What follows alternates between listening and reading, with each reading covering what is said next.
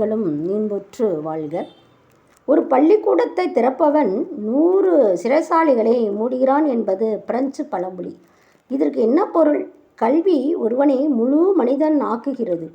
அவன் மனதின் மூடத்தனத்தை நீக்குகிறது.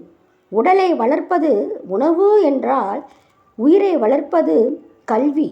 அறிவு ஆன்மாவின் மணிமகுடம். அறிவு அழிவற்றது. அறிவு முதலும் முடிவும் அற்றது. அறிவை அறிய உதவுவதே அறிவுதான். அறிவுக்கு ஆதாரமானதும் அறிவேதான். அறிவை அறியும் அறிவே அறிவு என்று வேதங்கள் கூறுகின்றன. அறிவை அறியும் அறிவே மெய்யறிவு. மனதை மனதால் அறிவது மெய்ஞானம். ஞானத்தை அறிந்து தெரிந்து அடங்குவது தவயோகம். தன்னை தானாக எண்ணாது தன்னை விட்டு விலகி தன்னை மறந்து தன்னில் லயிப்பது சமாதி நிலையாகும். சித்தர்கள், ஞானிகள், மகான்கள் இந்த சமாதி நிலையிலேதான் உலகுக்கு பல அரிய உண்மைகளை அருளினார்கள். மனிதனுக்குள்ளே மனம், அறிவு, சிந்தித்து தெளிவு பெறும் மதிவளம் மனிதன் மட்டுமே பெற்றுள்ள ஒரு மகத்தான ஒரு செல்வம்.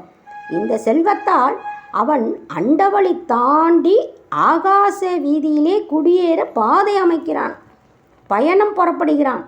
இது அவன் அறிவினுடைய வெற்றியாகும். ஆற்றலின் வெளிப்பாடு என்றால் அவன் அறிவு பெற வேண்டிய வெற்றி விண்ணுக்கு செல்வதில்லை, விண்ணை மண்ணுக்கு கொண்டு வருவதுதான். அன்பு செய்ய தெரியாதவன் ஆண்டவனை அறிய மாட்டான். கண் முன்னே காணுகின்ற உயிர்களிடம் இரக்கம் காட்ட தெரியாதவன் அன்பு செய்ய இயலாதவன். கண்ணுக்கு தெரியாத கடவுளிடம் எப்படி அன்பு காட்டுவான் என்கிறது விவிலியம். உண்மைதானே? இறைவன் விண்ணை விட்டு மண்ணுக்கு வந்து அடியவர்களுக்கு அருள் புரிகிறான்.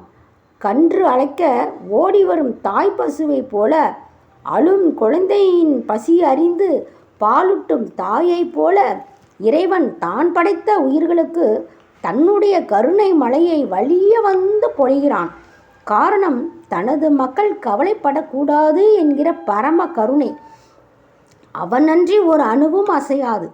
ஆண்டவன் அருளாலே உயிர் இயக்கம் தொடர்கிறது என்பது எல்லா மதங்களும் மார்க்கங்களும் ஏற்றுக்கொண்ட உண்மை. இறைவன் உயிராயிருக்கிறான், உயிர் இயக்கமாயிருக்கிறான். உலகின் அசைவுகள் ஒவ்வொன்றிலும், நிகழ்வுகள் ஒவ்வொன்றிலும் அவன் இருக்கிறான். அவன் அருள் ஆட்சியே உலகியலை நடத்துகிறது. கடவுள் உங்களுக்குள்ளேயே இருப்பதை அறிய மாட்டீர்களா?